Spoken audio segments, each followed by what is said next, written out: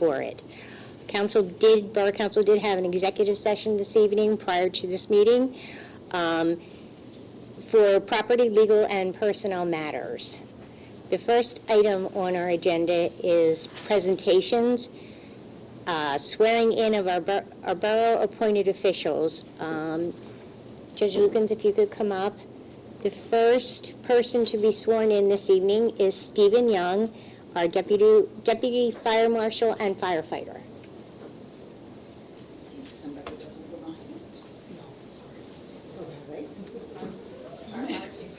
Tim, thank you, Tim. Okay. I, Stephen Young, do solemnly swear. Support, obey, and defend. The Constitution of the United States. And the Constitution of this Commonwealth. And I'll support my duties. In this office with fidelity.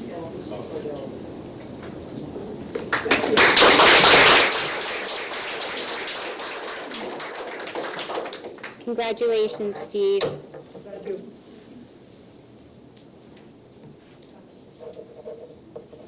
The next person to be sworn in is Calvin Perlman, Deputy Fire Chief.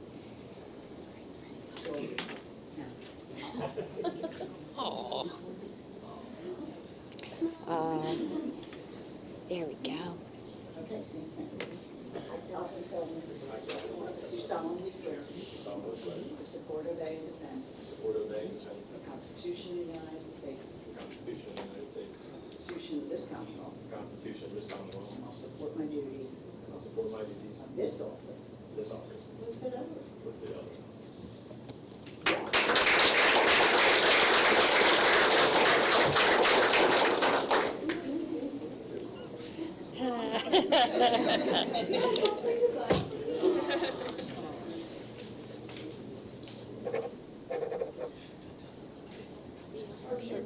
Next victim, Megan.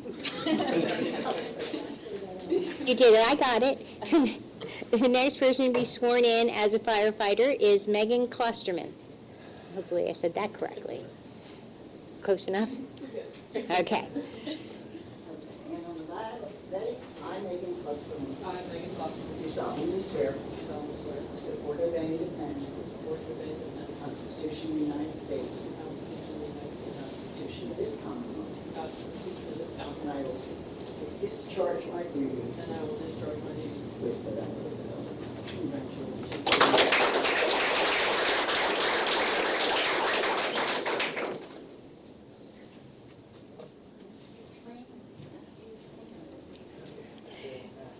The next person to be sworn in is Code Enforcement Officer Matthew Traynor. If you could come up, please.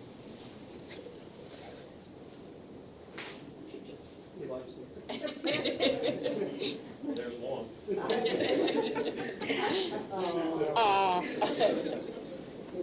I, Matthew Traynor.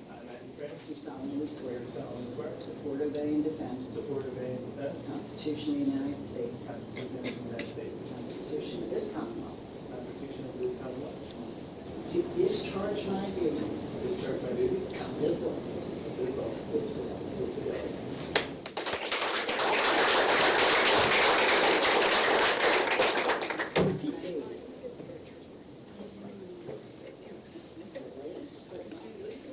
Yes, the next officer to be sworn in for code enforcement is Alexis Wilmot.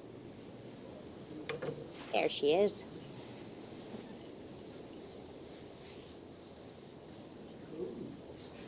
So I'll be seeing them. I gotta tell you, you're much better job than Is that recorded? Okay. Thank you, Judge Lukens. Do solemnly swear. Support, obey, and defend. The Constitution of the United States. The Constitution of this Commonwealth. And I'll discharge my duties. Of this office.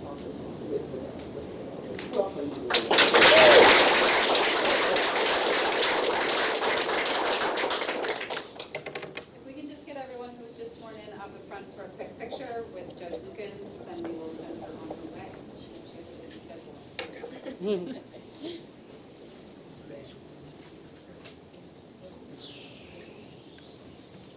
give him a hand here.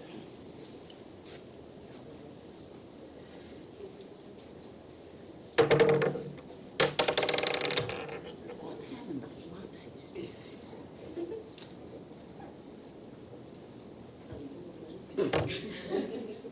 I love her. Do you think he should be in? Okay. Just gonna get my contact lens.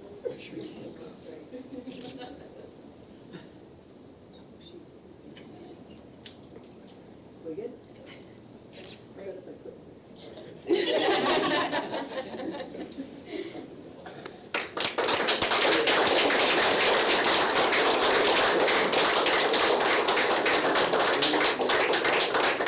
Sign these and then I'll run.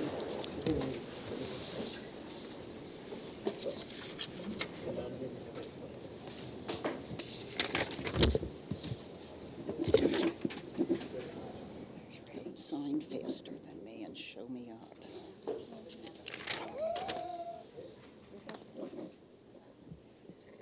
Oh, I see.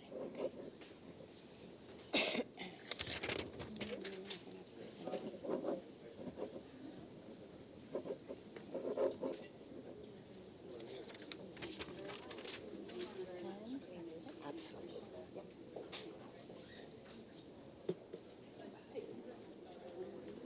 Thank you. Yeah. At this time, could Ray Sokolowski come up? Thank you.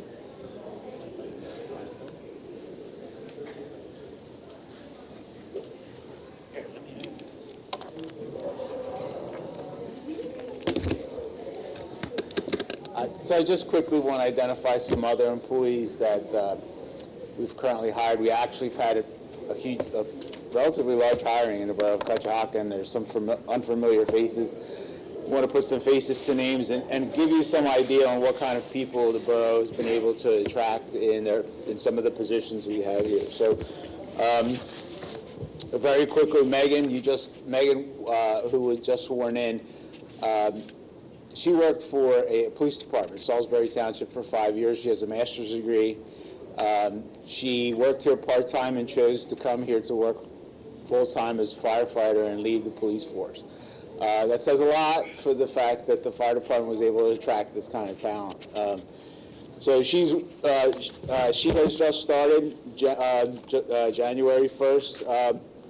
Luke the Pledge, who's a part-time person from Reading, he's with the Reading Fire Department full-time. He joined us part-time here. He's an 18-year firefighter, did 2 tours in Iraq. He's an EMT. He liked it so much that he asked one of his friends, Anthony Trento, also a firefighter from Reading, to come. We were able to attract another person with who is an EMT and a firefighter there. They see a lot of fire in Reading, and it brings a lot of confidence to the volunteer firefighters here who are able to work with people who are career firefighters in city fire departments.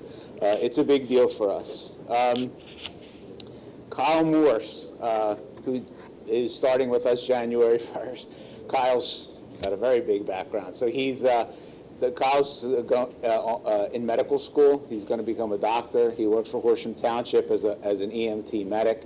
He's come here as a paramedic. So our QRS unit, which was established last year, has everybody's a paramedic. Oh, I'm sorry, everybody's an EMT or paramedic or better. You don't have municipalities this size that are able to do that.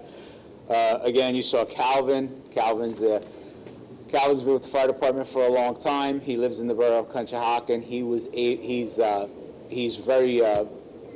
He enjoys our drone unit, so he's taken it over. Calvin is very much into that, and because of Calvin, who takes away from his job working with his family, who are developers in our area, he takes away takes a lot of time to go throughout the county and learn how to use the drones and teach other people how to do it. We have 2 people here from our Public Works Department, 3 people actually here from our Public Works Department. Ernesto Contreras. Ernesto is Hi, Ernesto. he speaks Spanish. He's from Acapulco, Mexico. He's worked for Princess Cruise Line and CLC landscaping here, and he was a good pick. That's all I'll say. He's everybody. You will get to know Ernesto. He's a great asset. He came here, worked part-time. We're glad to have him. In what role? I'm sorry? What role? At Public Works, Public Services Department, Public Works. And the other person we have is Paul Taglieber. Paul comes from Republic, another sanitation company. He worked there for 4 years, trained people at Republic. He has a CDL, came here, ready to go. It was a great turnover.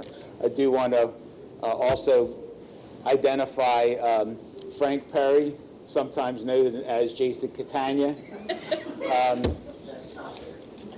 We want to make sure that everybody knows the difference. Frank, that's Frank Perry right there. Frank, can you stand up again? So Frank looks like one of our local contractors, Jason Catania, and he's often misidentified as him. That's More often by one person on council than others. Frank has taken on the role as the Director of Public Works.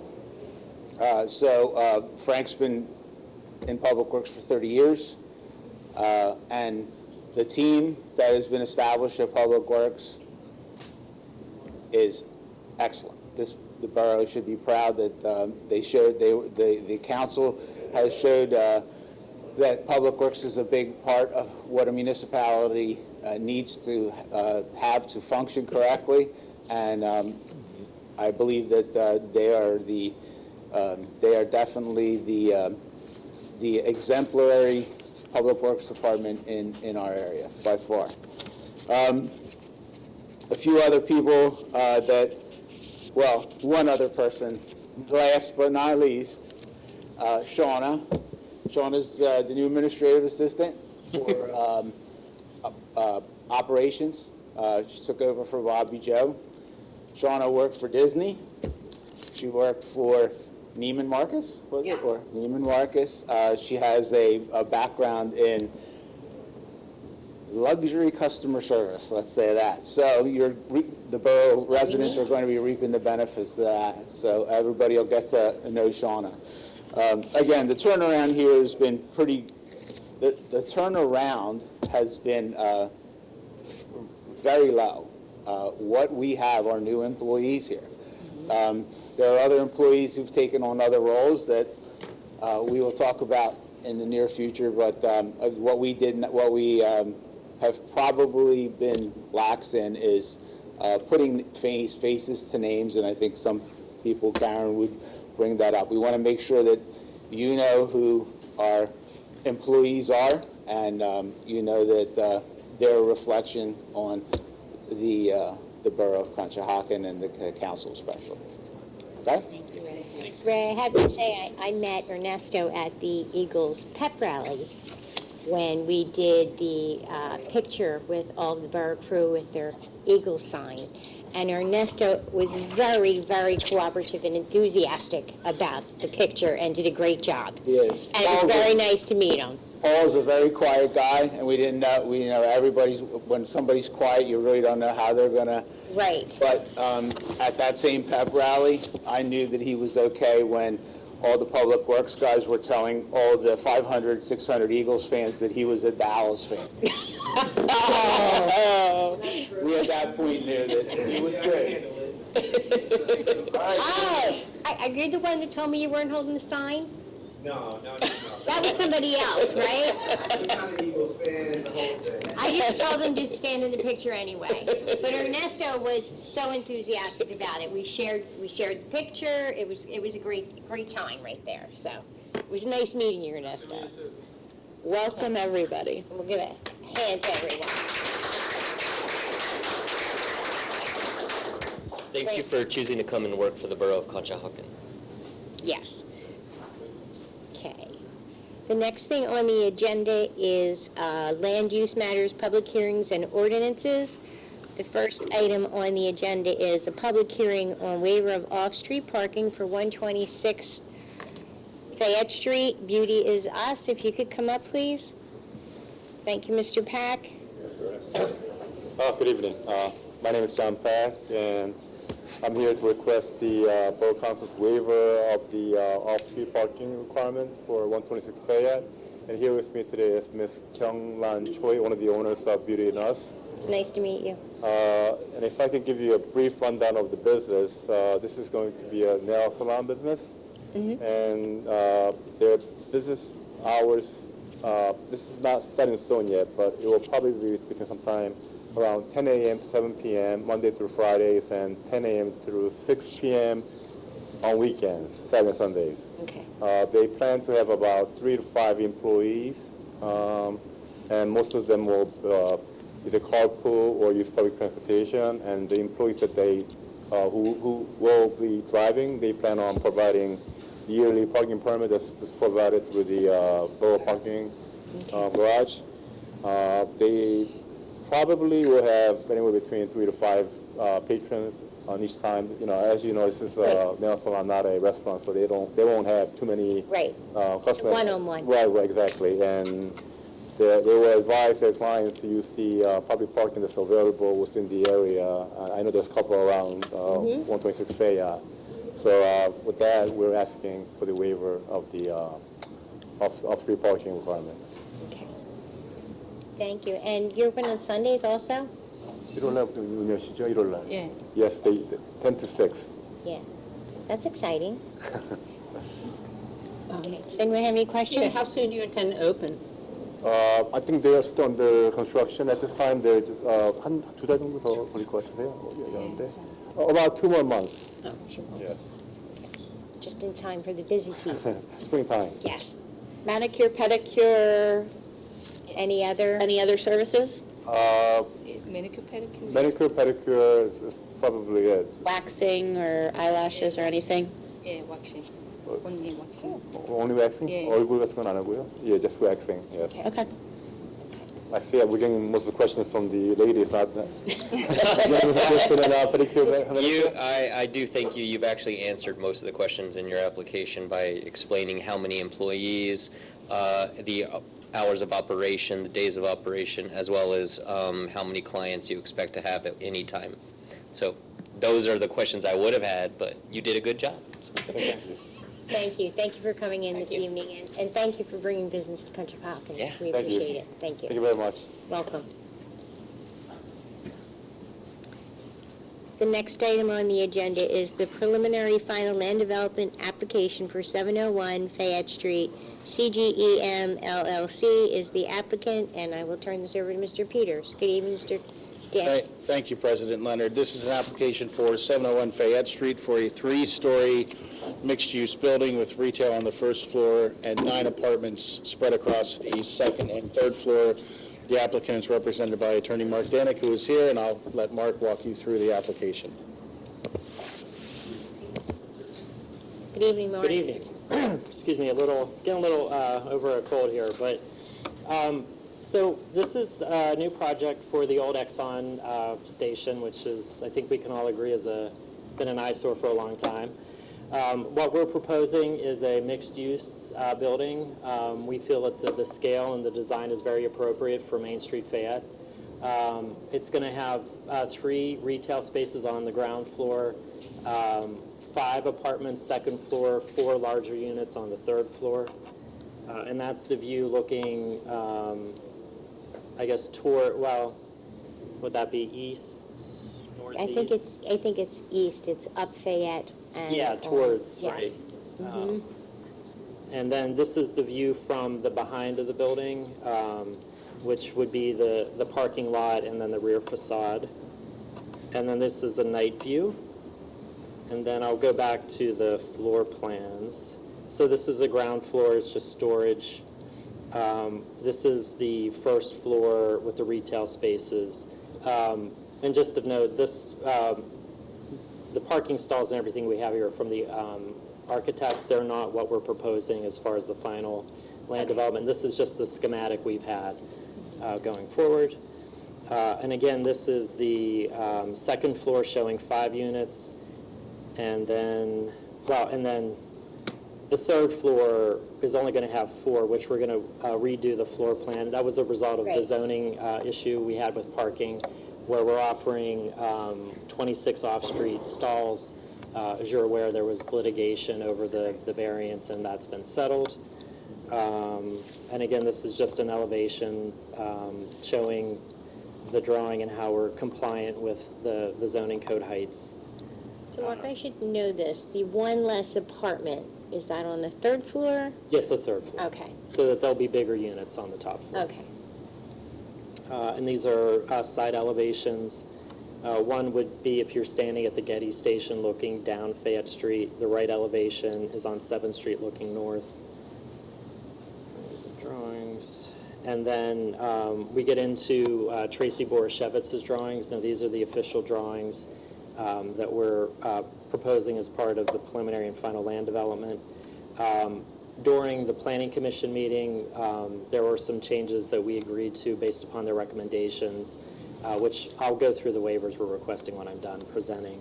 But this is the record plan. It shows the, you can see there's the trash enclosure, parking, and then this area back here, this is something that I need to work with Mike Peters on. There's currently an encroachment on the property. The neighbors, I guess they've been using the rear of our property and I guess the Getty property as a driveway. So we're going to work with Mr. Peters to grant an easement so that that's no longer a legal issue. And the reason why it's kind of important is it actually pushed us over on the impervious coverage, so that was some of the relief we had to seek in front of zoning. And you could see we're removing the existing curb cuts with the Exxon station, and then we're putting a new one on 7th Avenue. And this is the grading improvement plan. This just shows, the grading, the parking area, the different curbing, street trees, the sidewalk. The landscape plan, this too is going to be one of the waivers. We're removing these 11 trees in the back, and we're going to replace them with trees, at least 2 trees back here of a larger caliper based upon Planning Commission recommendations. And then we are putting new trees in along the street. However, because they're street trees, they don't count the same for trees that would be required in the Saldo ordinance to provide shade to the parking. So we're seeking a waiver to only replace 2 and then have the street trees, which is not part of the waiver, but that's just additional what we're providing. And then this is the erosion control plan. You can see the construction entrance where looks like the topsoil will be stored, and different things going on during construction. And then, so this is the existing features where you can see the trees, how this rear is, and then the existing gas station. The curb cuts here and here, which are being removed. And then, let's see. And these are just details. And this is the engineering plan with respect to the stormwater and drainage. We're putting this is the existing. And under the proposed, the way it's going to be set up is there'll be a seepage bed underneath the parking lot to handle the additional water, and then eventually it'll be discharged. With respect to the waivers, they were originally listed on, if I can get to it here, sheet 1 of 6. But since then, and in our meetings with Planning Commission, there's some amendments. So, and also based upon Karen McNair's letter. Yes. So the first waiver, we were originally seeking a waiver to show all improvements within 100 feet of the site pursuant to 22-306.A1. However, because it's a minor land development, we don't need that, so we would withdraw that request. The next request for a waiver are from sections 22-404.3F1, 2, and 5, as well as 22-421.5, and this deals with buffer strips. So the partial waiver is we're proposing plant life along the property lines, and we're agreeing to the condition to include opaque fences around the trash enclosure, and also providing a minimum of 48-inch high evergreen shrubs along East 7th Avenue and 6-foot high evergreens along the eastern property line. And then one of the waivers we're seeking is not include the shade trees within the parking lot itself, because that would further reduce the available parking. And as a give and take with the Planning Commission, we agreed to that the trees in the back would be larger than the 3.5 caliper inch shade trees that the Saldo ordinance requires. So we would be putting larger trees to the back of the structure. The next waiver we're requesting is from section 22409.2, where we're seeking to permit grading within the 3-foot property lines and right-of-way.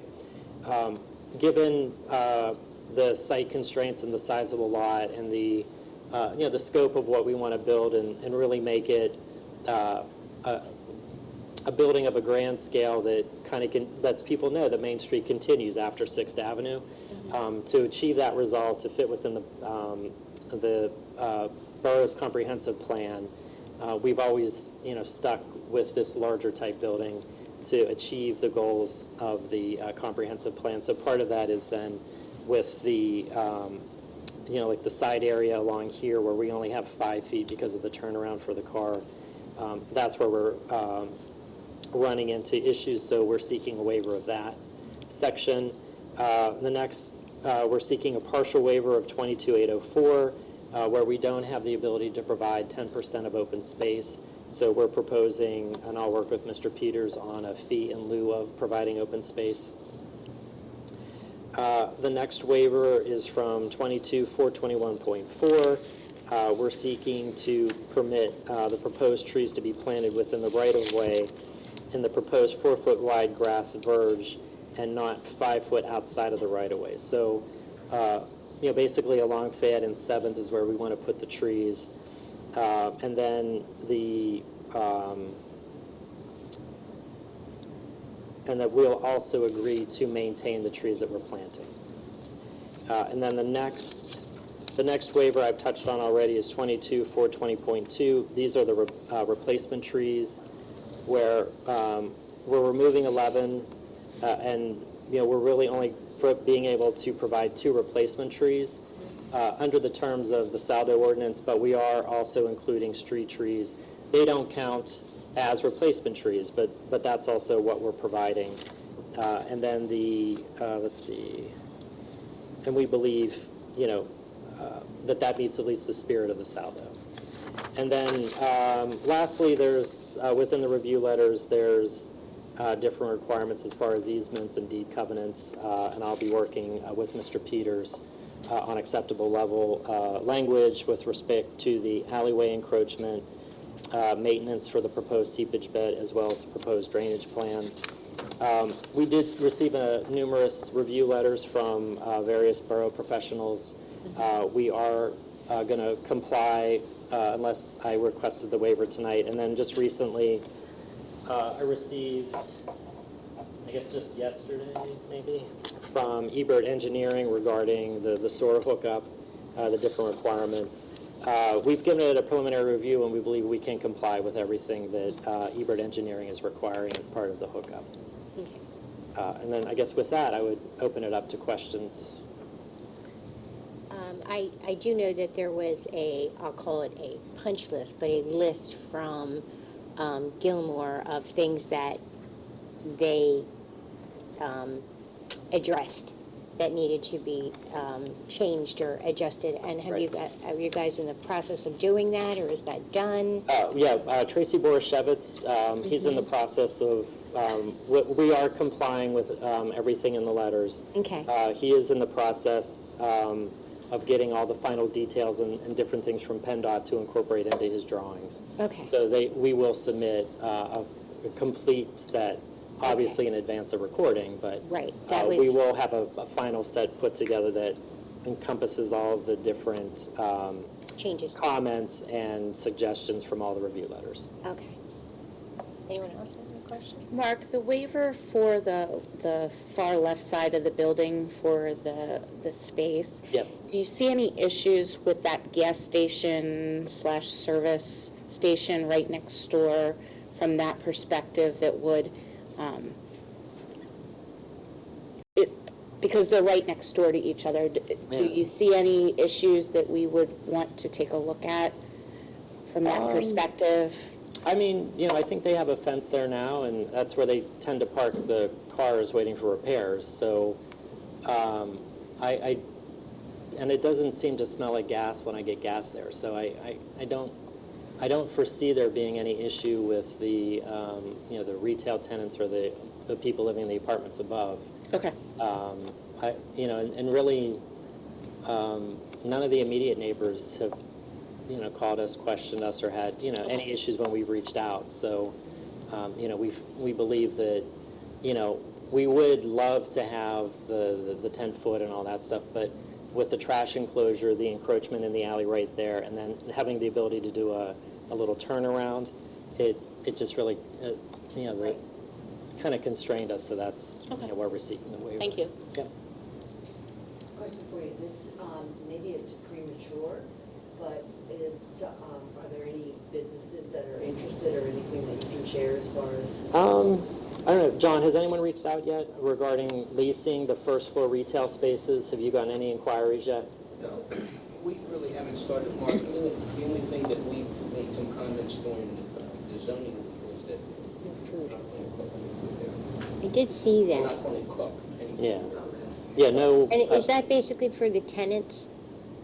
Is that why? Is that for the tenants? No, I think we just didn't want the You just don't vermin on want the it. first floor. Okay. I mean, I think if there's anybody that would have food, it might be prepackaged, like sandwiches or things like that, if that's what people want, or Right. if it's like a, But no, I like- personally would like to see some sort of grocery store, like a small grocery store with it's just mostly packaged Right. stuff. Like, So you're saying nothing Yeah. like a pizza place or anything like No. that? You're not doing any cooking? no, I not did see in, that not in in this there. type of building. I mean, we really see it more of a retail. Right, which we appreciate. Yeah, and that way also too, in our traffic studies that we presented to the zoning board, we feel that retail is the best complementary use because retail tends to be more active during the day, Yes. and then residential is more active during the night. So the parking situation we have, that'll make the parking more feasible because the workers, are going to be out driving, and then, in the evening, the retail stores will be closed and the people are coming back, so. Are there going to be a certain number of parking spots reserved for residents? Well, I mean, the way the zoning code is, we have two stalls for each unit, so that's the 18, right? We are not going to put signs up. We'll probably see how it goes management-wise, Okay. but the main thing we're going to be vigilant of are third parties parking in the lot that either aren't patronizing the retail businesses or not residents. And I don't know if we would do like little decal stickers or, something like that. But we do also, because we're right on Fayette Street, we are probably expecting more residential tenants that are probably going to be more dependent on public transportation, especially with the new SEPTA station coming in that, although you'll be going down Fayette and back up Fayette, and I know the borough's working on a shuttle, but we do think, given the Fayette Street location, we're probably going to get more maybe young professionals or people that wouldn't have cars necessarily. We'll get a mix, but we're not expecting to need all 18 for the residents. Do you plan to install any sort of security or monitoring, like cameras or other surveillance for the area? I mean, I guess it depends on how the use goes. If things continue to be problems, then yes, the owner would consider. I don't know that we would be able to do gates, but certainly security cameras to make sure that the people that are parking are actually either patronizing the businesses or our residents. And then, if you've ever parked down along the river, eventually you get a flyer on your windshield saying, "Hey, I don't think you work in our building. Please don't park here," because it's a lot of SEPTA commuters. So, that might be how it goes. But we're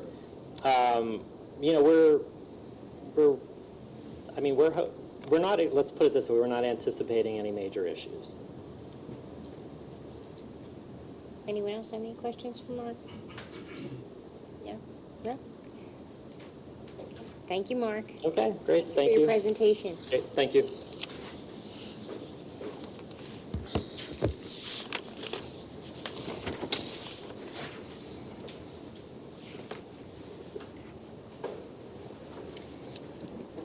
The next item on the agenda is a discussion on the historic overlay ordinance amendment. I will turn that over to Mr. Peters.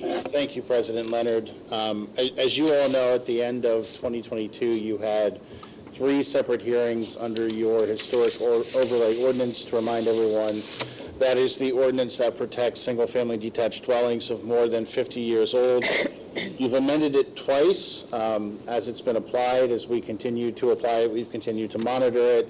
We got feedback from the 3 applicants that the process, understandably so, was more than they had anticipated when they made the decision to convert a single-family home into a new single-family home.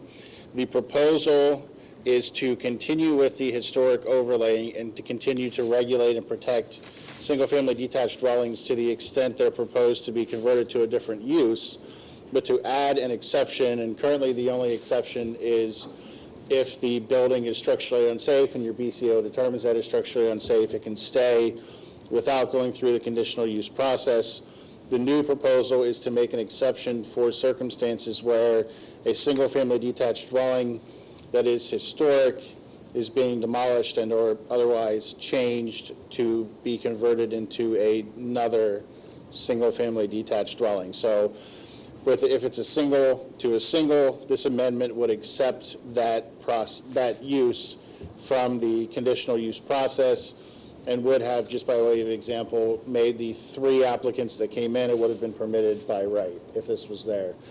That's the proposal. It's been reviewed by staff. Obviously, those 3 conditional uses required a significant amount of time to process, so it is something that makes sense. But I'm certainly willing to answer any questions council may have. In the next step, if you move it forward at your February 15th meeting, would be for it to go to the Planning Commission for their ideas as well. Questions? Yeah, Mike, anybody who's going to knock down one house to build, they still have to go through zoning if they needed variances or that sort of thing. Yep, so this is just, it's all about use, Kathleen, right? So it's just if previously, currently, I guess, even if they were just going to a single-family home, they'd have to go through the conditional use process, which was a relatively concise process, and you guys were really good in working with the applicants, but it was yet another process. So if you have a family that's looking to move to Conshohocken versus another municipality that doesn't have that restriction, then they may choose the other municipality over Conshohocken. To the extent the intent is to protect these historic single-family detached dwellings, you're still doing that by limiting the uses that can occur by right. So if someone buys one of these for a twin, for example, they'd have to go through the conditional use process. So. Yep. Those 3 properties that you mentioned that we did last year, 2 of them were just, they needed no zoning relief, and the one, there was no way they could have, on that, the small one, they had to. Exactly. So same thing still, if they need relief from impervious or building coverage or setbacks, they still have to go through all that. This is just excusing the additional burden of going through a conditional use process, even though you're not changing the use on the property. Thank you. So, but it does take away the protection. It does. So one of the things council can consider doing is addressing that through different means. I mean, there are other ways where we can actually identify the truly historic structures within the borough and still protect them. That's what I'm asking. Yeah. Yes. So there are still ways that we can do that, and we should probably start thinking about that while we're doing this process. I would like us to do that, Okay. because that was the purpose of it all along. Absolutely, of course it was. Yeah, so now it's balancing the 2. Right. And adding in protections for historic structures through I'll say in a more direct way to specifically address and pick out the structures that are worth preservation. We can do that. The municipality's planning code allows you to regulate in that way. Okay. So if we want to start that process, we should start it, because it takes a while to actually identify the structures that are worth So you're saying just preserving. identify structures in the borough? And Yeah, so that's. every avenue? That's how it's typically done. If you, well, I guess you have two options, Colleen. You can either push back the date, so rather than 50 years, you could go back even more to try to protect homes that are actually historic and old, so that's one option. Or, yeah, what municipalities do is they go house by house and select houses that are unique and worth preserving. So is that imposing, though, on the homeowner something that they may not want? Of course. Right. Of course it does. And that's the feedback, Tina, that you get from residents when you do that. So you're saying about changing the year, which I understand, but even if we change the year with what we're putting in, we're still taking away that protection, correct? No, what I'm suggesting is if you're uncomfortable taking away the protection generally, because you're right, if this amendment is drafted, it wouldn't matter what the year is. If you're going It single to doesn't. single, You can knock it down. you can knock it down. What I'm suggesting is an alternative would be to push the year back, like the homes that were they were 50 years old, but They were, yes, I know. they weren't 70 years old or 75 No. years old. So you could do something like that as a middle ground, absolutely. You could. In lieu of this or with this? That's what I'm It would asking. be in lieu. Okay. It wouldn't make sense to, yeah, That's what I'm to your asking, point, it wouldn't make yes. sense to do them both. You would do it in lieu of this. Right. But then that would still have people coming in front of us Yep. to make a decision that should be made by professionals and not borough council. You're absolutely, so for example, the homes that were in front of you, would you really be in a position to determine, for example, whether or not they were historically significant? I mean, no, right? I mean, you need a professional to actually do that. So whether it's 50 years or 75 years, you're still going to be in the same boat, Tina, yeah. So the real question comes is, does council want to get rid of the protection on the historical homes or keep it? That is the Yes. question. Yeah, and again, you still have protection to the extent that it still has to make financial sense for someone to come in and buy a home and put up a single, because if they're going to do a twin, they still have to go through the process. But what you've seen is the applicants that have come in have been for singles, and I think you can expect that to continue. So, yes, you would be removing the protection from a conditional use standpoint that exists. Okay, does anybody else have any questions? Yeah, Mike, are there any homes right now, I mean, in the RO district, all those homes in that district are protected under the comprehensive plan, correct? Well, You can't change the facade of any of them. Well, You keep can't in knock- mind that the comprehensive plan is just a guiding document. So Right. you have protection for the homes that are within along the Fayette Street corridor, kind of like we did the Right, other that's week. what's So like, That's it. so those all exist still, and they'll continue to exist. That's the type of historic regulation that works, only because you're not preventing use necessarily, you're just preserving building type Right. and facade. But to go through and pick out, and I wasn't suggesting they would do that, I'm just telling you how other municipalities have done it, to pick out places worth saving, to Tina's point, yeah, I mean, you could have someone that's really troublesome for, if their home is selected for that list and they have to go through a process. So this is very much a policy decision for you guys. We can certainly back the year up. That's obviously really easy to do. Or I just know before we had this ordinance, the developers would come, they would purchase an old home, it didn't matter whether it was in poor condition or good condition, and they would knock it down and put up three. yeah, so that still So couldn't happen.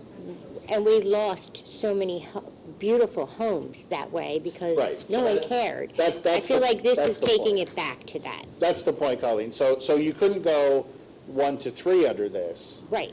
but you could go beautiful home to no beautiful home. That's the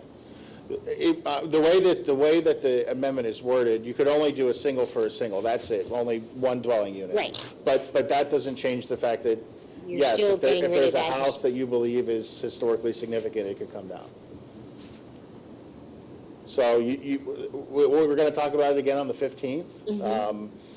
Obviously, there's a lot of ways we can address it. I think I've given you the two easiest ways, either push back the year or remove the restriction.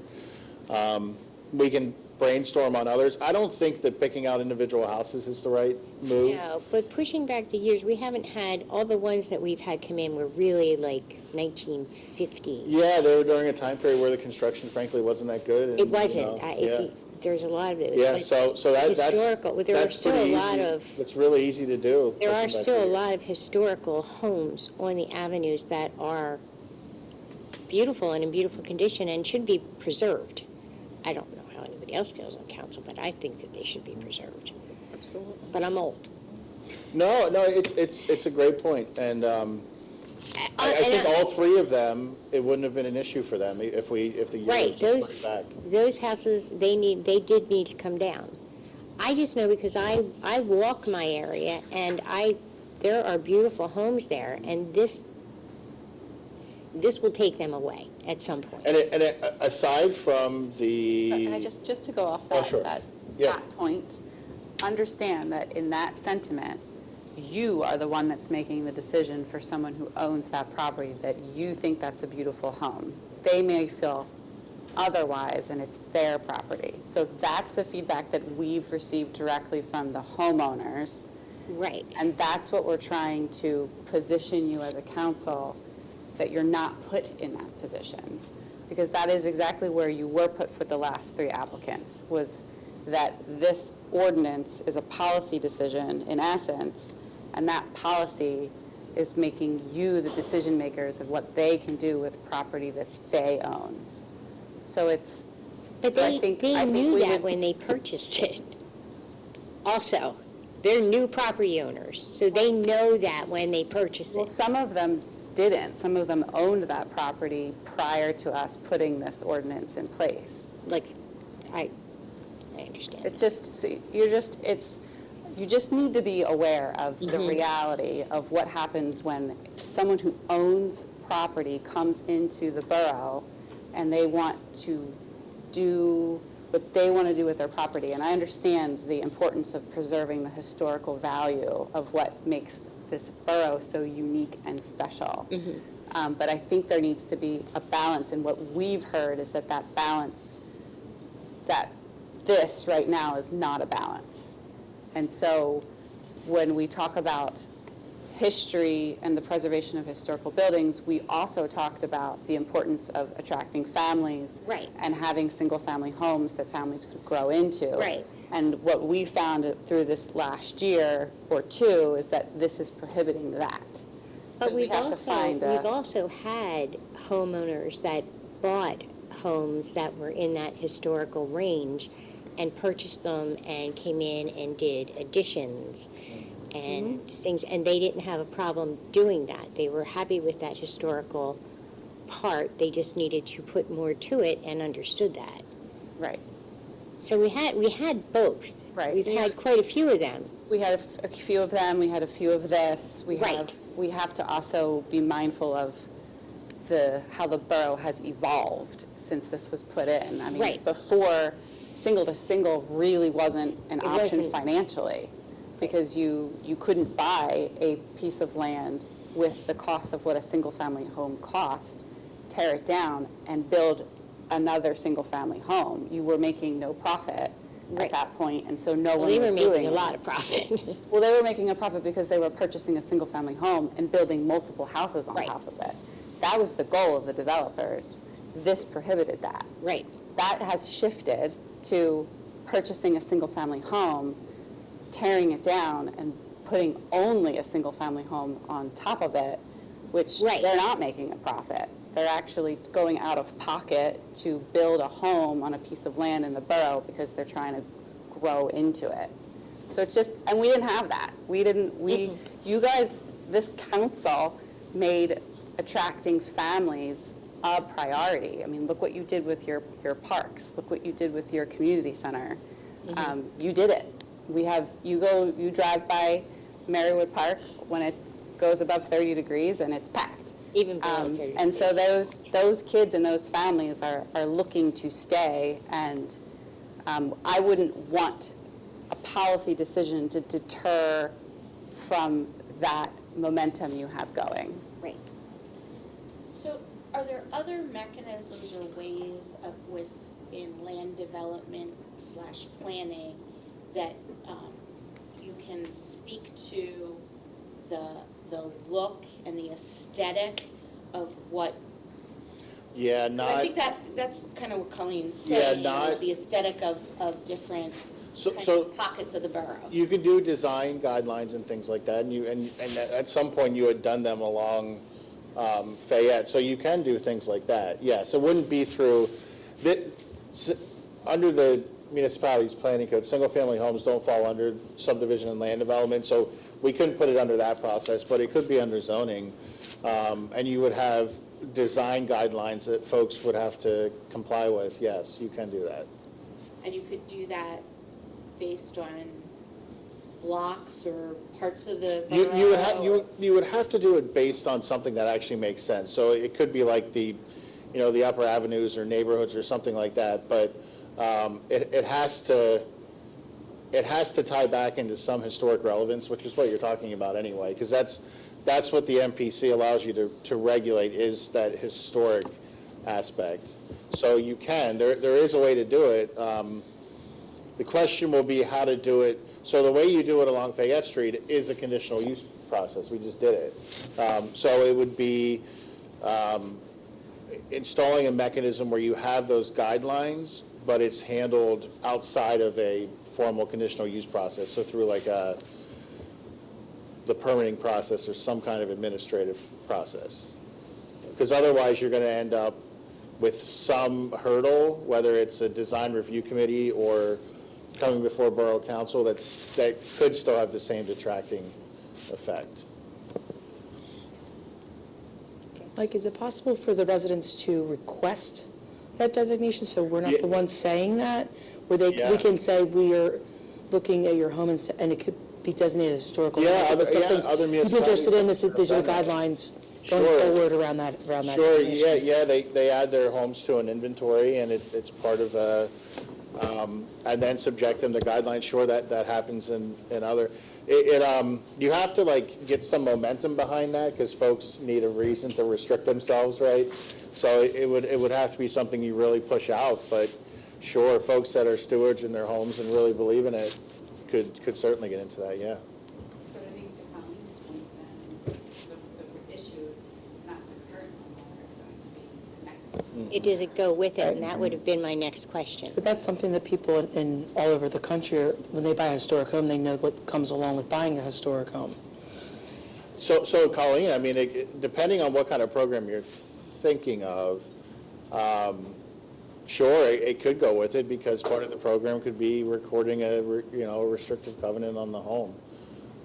You know what I mean? I mean, the way other municipalities have done this type of thing, it's either voluntary or they create these really cool grant programs where, as part of the grant program and the facade renovation, there is a restriction that's imposed. So there are lots of really neat things to think about in lieu of this type of restriction. But you have a couple more weeks to think about it, or well, you have forever to think about it. You don't have to do anything. But if you guys have any other ideas, just call me. Let's try to talk them through. Okay.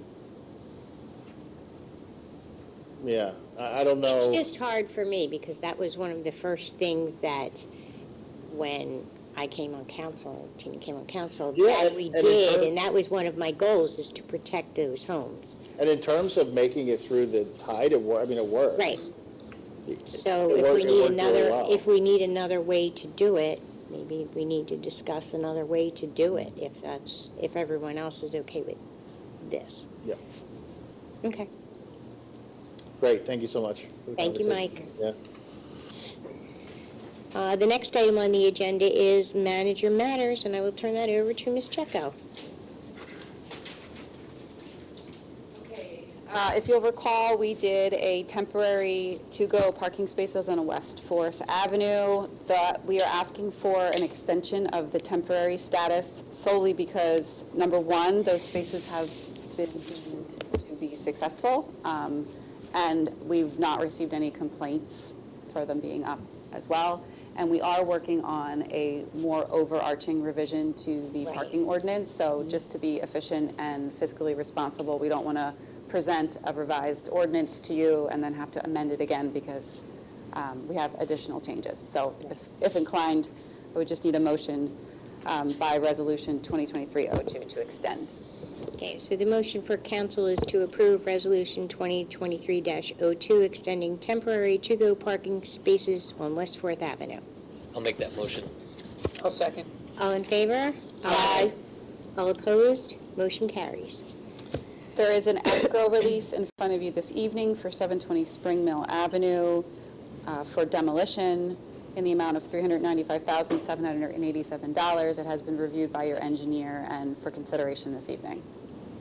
So the motion this evening is to approve 720 Spring Mill Avenue Financial Security Escrow Release Number 2 for the demolition in the amount of $395,787. I'll make that motion. I'll second. All in favor? Aye. All opposed? Motion carries.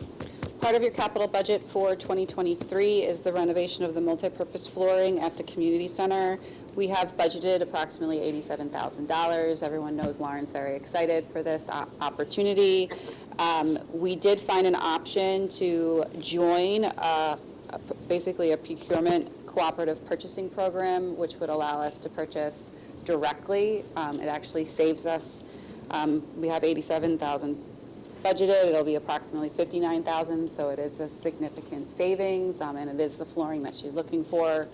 So for this evening, the procurement program is called Sourcewell. It has been reviewed by Mr. Peters' office. The motion would be to authorize participation in Sourcewell and purchase the flooring that you've approved in your capital budget. For council, the motion is to approve Resolution 2023-03, authorizing the participation in Sourcewell Cooperative Purchasing Program and the purchase of flooring for the community center. I'll make that motion. I'll second it. All in favor? Aye. All opposed? Motion carries. The next two items relate to PennDOT, and I know that everyone is very thankful that I submitted over, 50 to 80 pages for you to read this past Yes, weekend, so I apologize. Thank you for that, Stephanie. The first agreement is authorizing electronic access to PennDOT systems. So this is specifically for engineering construction management, and they'll work directly with our operations team, but it basically allows us and PennDOT to correspond directly to each other electronically through the management system. We can enter data, enter information, exchange data electronically. If you're inclined, again, this was reviewed by Mr. Peters' office. If inclined, it needs to be approved by resolution and authorize the borough manager to execute the documents that are associated with the agreement. Thank you, Steph. So the motion is to approve Resolution 2023-04, approving an agreement to authorize electronic access to PennDOT systems and authorize the borough manager to execute required agreements. I'll make that motion. I'll second. All in favor? Aye. All opposed? Motion carries. The next PennDOT agreement is the GR6 Intelligent Transportation System. Very simply, is a closed-circuit television. The location would be on the mast arm at Fayette and First. It's basically utilized. It's IT that's deployed by PennDOT. It's utilized to inform travelers of traffic incidents, improve coordination, manage kind of traffic daily operations in the region. It's being deployed across multiple counties in Pennsylvania. We permit the location and the installation, and then it's managed by PennDOT, it's maintained by PennDOT, paid for by PennDOT. So really what we're agreeing to is the installation at that location. And again, it needs to be done by resolution and just authorization for the borough manager to execute required agreements. Once we are at the point, it is a 2-year agreement, there is a 1-year renewal, and just to confirm that there are no costs to the borough. Thank you, Steph. So the motion this evening for council is to approve Resolution 2023-05, approving an intermunicipal agreement for PennDOT GR6 Intelligent Transportation System Project, and authorize the borough manager to execute required agreements. I'll make that motion. I'll second. All in favor? All opposed? Motion carries. The housing rehab program that is run by Ms. Stetler requires that we have consultants in the area of intake coordinator and also environmental testing. So you'll see both of these consultants coming in front of you. HUD and the PA Department of DCED, they require that all properties being rehabbed with federal funds be tested for radon and lead-based paint. Currently, our consultant is D-Tech Environmental Testing. That contract expires in March of 2023. So we are looking for permission to issue an RFP that will go out, if approved, following this meeting, and then we will select a new consultant based off of the RFP responses, so we meet the DCED requirements. Thank you, Steph. So if council is inclined this evening, the motion is to authorize advertisement of an RFP for consulting services for environmental testing services for the housing rehabilitation program. I'll make that motion. I'll second it. All in favor? Aye. All opposed? Motion carries.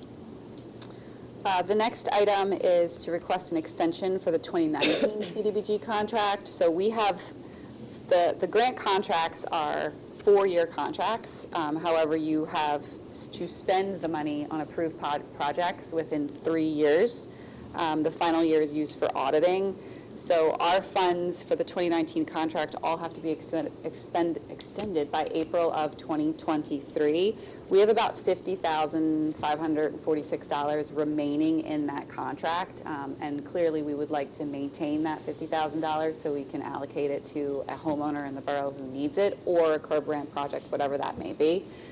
So we are requesting an extension of a year to complete the expenditures, and we need formal approval by the borough in order to send that letter request to the DCD for the CDBG program.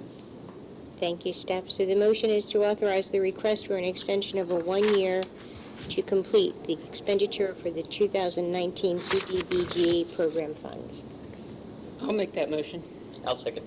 All in favor? Aye. All opposed? Motion carries. The next item is a discussion item. As everyone is aware, we had a borough dog park that was located along the river. That dog park, unfortunately, was completely destroyed by Storm Ida. We made the tough decision at that point, that until we did further research or looked at alternative locations, that we would not be expending public funds in order to rebuild the dog park, with the potential that could potentially happen again. When we made that decision and we had a public forum to discuss that decision, one of the owners of what was Londonderry is now Lumina, approached the borough asking if they could be granted permission to build a dog park where the dog park was. That dog park would be accessible for their residents because it's highly attractive for that location and for the residents of those apartment facilities down there. The borough, after Mr. Peters reviewed the deeds and property records, responded to their management basically with the feedback that we would be open to the concept of a license agreement where they would construct a dog park on that location. It would be a private dog park. It would be managed by their management company. However, it would be accessible and open to the public through a membership process, just like our dog park went through a membership process. Lumina responded favorably to that feedback, and so what was provided to you in your upload is a draft license agreement. It stipulates that it would be a 10-year agreement. It is clear that Lumina would be responsible for maintenance, construction, management of the memberships, and upholding the rules and regulations. And it also is clear that there will be public access granted through the membership, which I know everyone will be very excited about, and that membership would be limited to an increase annually based off of the CPI index. So we feel like this, at this point, is an amenity that we can offer the borough and the residents, especially the individuals that live in the apartments, along the river, but also for anyone in the borough that would be interested in joining a membership, just like they had that opportunity when it was run through our recreation department. The only difference would be that we would be licensing out that ground, and Lumina and their management company would be responsible for the construction and maintenance and management of the dog park.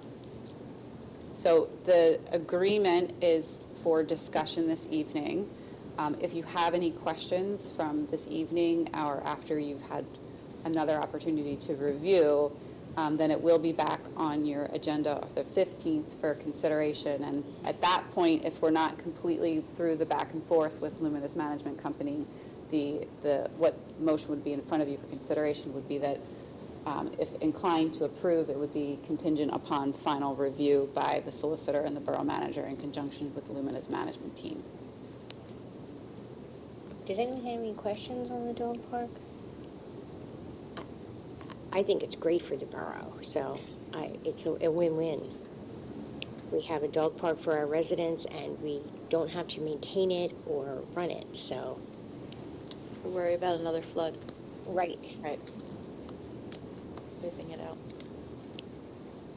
Okay. What would happen at the end of those 10 years, or towards the end of it? Is it that we would perhaps choose to renew, or? That's it, yeah. Either party could choose to renew, or you could choose to do something else. Okay. Are those newer apartment buildings going up, are they going to have their own dog park so that they don't flood into this new one? So 400 West Elm has their own dog park that will be included in the construction. 401, 433 does not, but they have sufficient open space around their facility. So for them, it would be the same thing. If they would like a membership, they'd have the opportunity. We wouldn't be able to exclude anyone from participating, just like we weren't able to exclude anyone from a membership when it was part of our recreation department.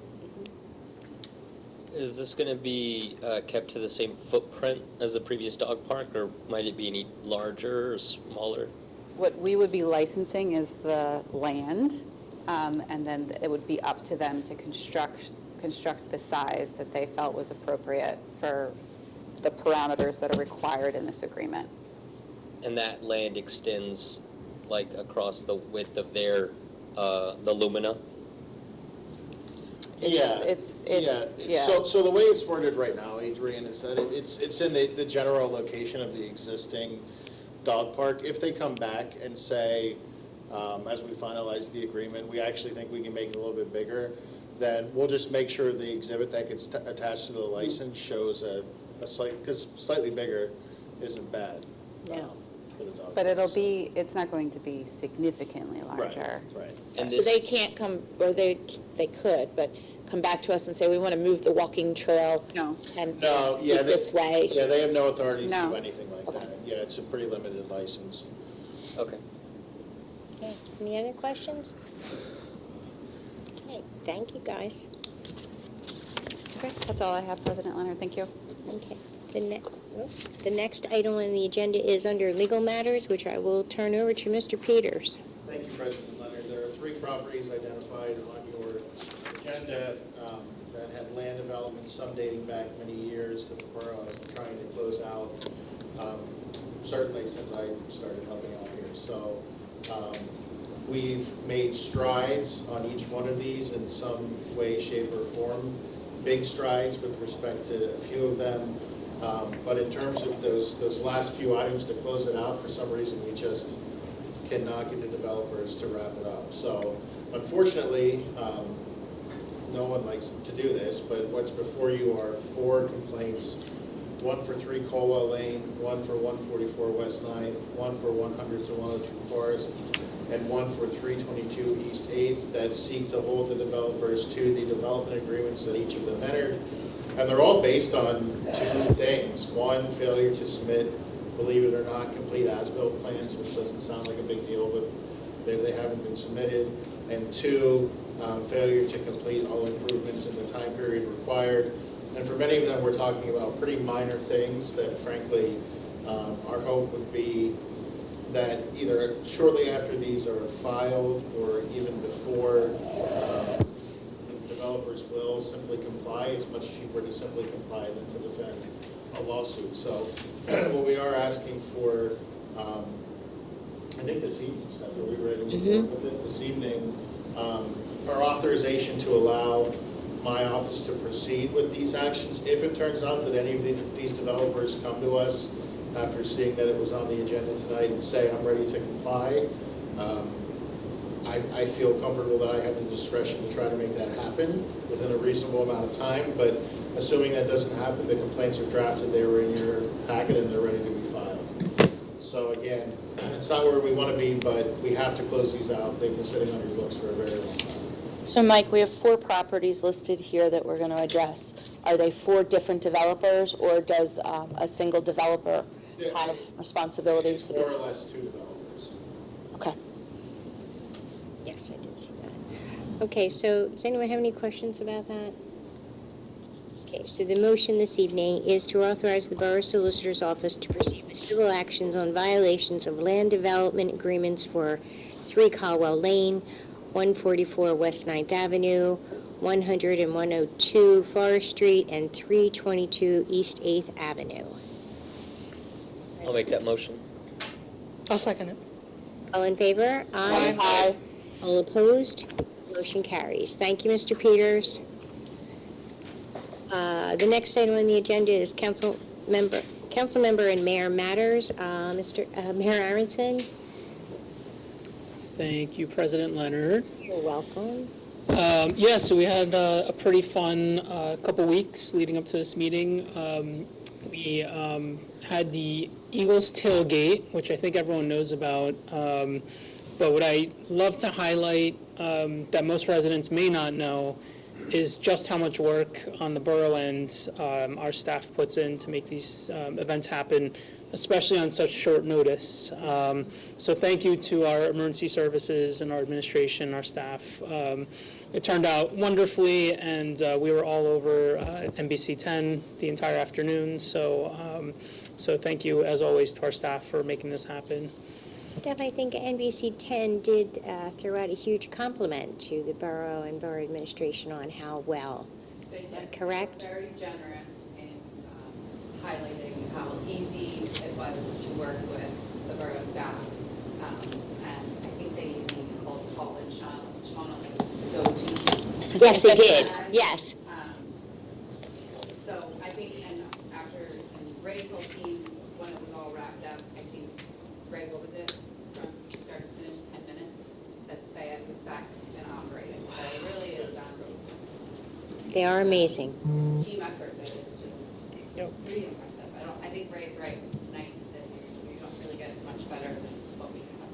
Yes. So this event was brought to us by other people, so they asked us for the time, and we didn't basically get to choose what time to have a pep rally, correct? We were told the parameters, the requests, and I think down to the day before, we were still trying to work out what was actually going to happen, so. Kudos. It was awesome. Go ahead. And I think success breeds success, because we had the Phillies rally. So we're showing the region that we can handle these types of events on short notice. So it's pretty awesome. I think maybe in the future our time slot may get better because of it too. They'll say, Conshohocken, we'll give them this time because they're great to work with, and I believe that. I think that they will. I just came from fire police to the police to public works to communications to events to admin. Like it just was. So I saw somewhere that there were over 1,000 people, and you're saying it was all cleaned up and opened in 10 minutes? That's something to celebrate, that we have a team that is that in sync that can get the borough operating back to normal with that many people. And that all through it, there was no incidents at all. Everything ran smoothly. There was not any problems anywhere. So it's wonderful. Yep, we have our emergency management coordinator, our deputy emergency management coordinator in the room, so.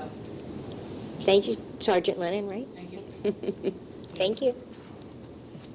All right. So the second fun event was the Kindness Challenge at Conshohocken Elementary. This is one of those annual events that really brings the community into Conshohocken Elementary, and parents and community members come in with signs, and students walk around the track and just high five, and we say good morning and sing songs. And this has been going on for a few years now. So just a really wonderful way that not just the parents and staff and teachers there, who are all amazing, but also community members coming in to show students that we appreciate them being there, and we know that they're the future of the borough. So thank you to everyone at Conshohocken Elementary for organizing that. And then finally, it is Girl Scout cookie time. So I've seen our Girl Scouts at the library, at Weiss, on North Lean. So keep an eye out. I'm always so impressed at how hard they work, and no matter what the weather conditions are, our dining room table is already overflowing with cookies. So, but thank you to all our scouts and our troop leaders for doing such a great job every year. That's it. Thank you, Mayor Aronson. Nothing tonight, thank you. Nothing, Colleen. Adrian, Karen? Gina? Is there any public comment this evening? Okay, there is no public comment this evening, so the only thing I will say is I congratulate both Mayor Aronson and Mr. Peters on the new additions to their family, and I actually congratulate them both for staying awake this evening. Before you slam the gavel, I did just think of something. Okay. Mr. Hartnett's sitting in the back of the room, and there's a big something happening for 100 years. Very soon. 48 hours, we will be signing a new, thank you, February 3rd, 7:30, everybody's invited. We're doing the re-signing the charter. The staff was really easy to work with getting the application done. We submitted all of our insurance forms and everything else. We're looking forward to it. So yeah, we have it from 7 to 8 o'clock. 7:30 is when we're going to have the charter signed. You know, everyone's welcome to come. I mean, more than welcome to be invited. 61 men signed the original charter on February 2nd, 1933. It was, you know, members of the Marines, the Army, and the Navy. And it took me back when I read it because I was like, where's the Air Force? Well, the Air Force wasn't formed yet. So that's why there was no Air Force members in 1933 when they did it. So yeah, we're looking forward to it. It's going to be a great event, and we're really looking forward to, you know, seeing everybody out and getting that thing done. So you're just so everyone knows, you're signing it, you're doing that at the Park House. We are doing it in Marywood Park House. And then celebrating at the Veterans Where they House. originally signed it, the first meeting was at Marywood Park House. They quickly grew out of that building because, and then they moved down on Elm Street, and they took over a house there before they moved. Yeah, I can tell you the history of everywhere this post went. I'm sure a lot of you know. So we're kind of reenacting what they did, you know, all those years ago on Groundhog Day. So we're just doing it a day later. So you want to be there? You want to go? All right, there you go. I appreciate it. Thank you very much. We did do the resolution for it also. Yes, that's you guys missed it. But exactly. We did do that for you guys. Exactly. So yeah, appreciate it. Congratulations. Thank you. Thank you. If there's nothing else, I will. Meeting adjourned.